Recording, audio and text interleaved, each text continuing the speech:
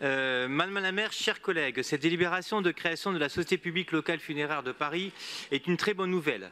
J'étais intervenu lors de la dernière mandature en juin 2019 pour dénoncer l'attribution à un concessionnaire privé de la construction et de l'exploitation du deuxième crématorium de la ville de Paris à une multinationale des pompes funèbres. Nous avions déposé à cette époque un vœu demandant à la création d'une SPL funéraire. Nous nous réjouissons donc que l'exécutif ait évolué sur ce point dans notre direction. Il n'est jamais trop tard pour reconnaître ses erreurs et évoluer. En effet, accompagner des proches après leur mort est un service public très particulier qui ne doit pas faire l'objet d'une activité marchande.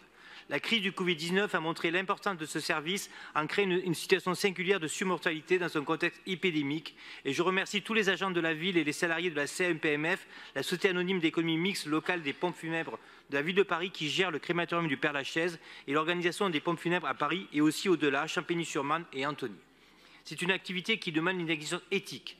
Je rappelle notre position de 2019 à l'attribution du deuxième crématorium à la SCF, la Société des crématoriums de France, du groupe Funecap.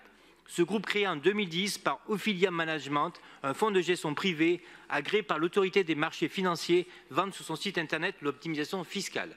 C'est pour cela que l'on peut parler de privatisation de la mort. Cette entreprise avait été choisie au détriment de la CEMPF. Avec cette délibération, cela ne sera plus possible.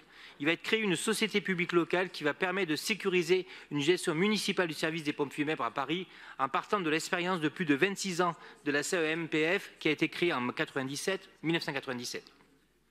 Pour cela, nous allons créer ce qui s'appelle dans le jargon de la finance publique une DSP in-house qui permet de déroger aux règles de la concurrence. La nouvelle SPL va reprendre les services funéraires actuellement gérés par la CMPF et surtout va reprendre la gestion de la chambre funéraire située près du cimetière des Batignolles qui avait été attribuée en 1992 à une société privée appartenant au groupe privé OGF, première entreprise privée du secteur.